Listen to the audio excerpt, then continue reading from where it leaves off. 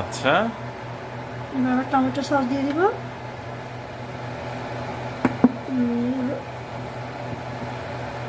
রোস্টের মশলাগুলো দিয়ে দিয়েছি, এখন টমেটো সস দিয়ে দিচ্ছি।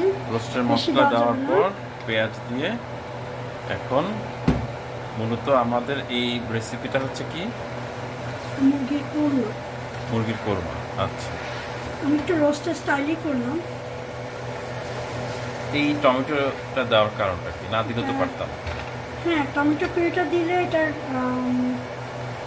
কি বলবো এটাকে, এটা গ্রেভিটা যত মশলা দিবে তত তো মজা। আচ্ছা, হ্যাঁ।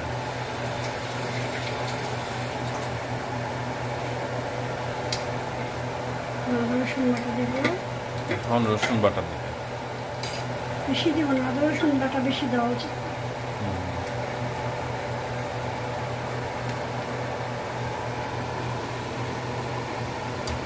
অল্প, যেহেতু মুরগি আমার অল্প দিলে চলে।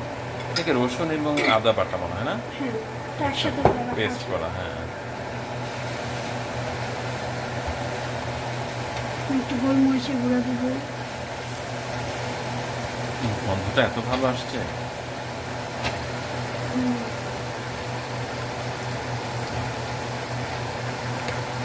দারচিনি আছে,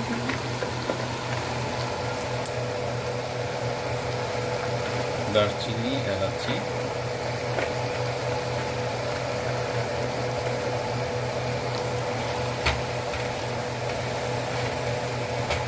একটু লং দেবো।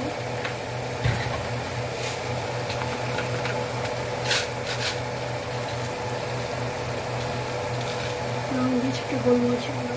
গোলমরিচ দেবো বেশি না, বেশি দিলে ঝাল হয়ে যায়। এমনিতে তো এটার মধ্যে কাঁচামরিচ দিবই। এখন এটার মধ্যে একটু টক দিয়ে দিব, মশলাটা ভালো করে ফেলে।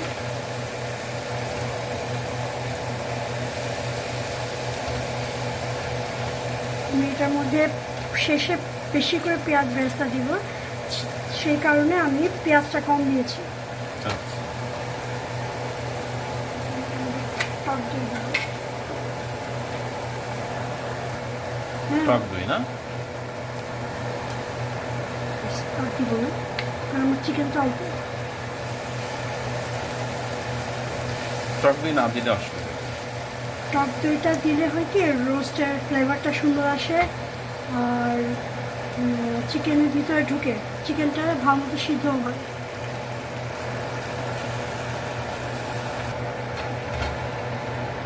এটা আমাকে ভালো করে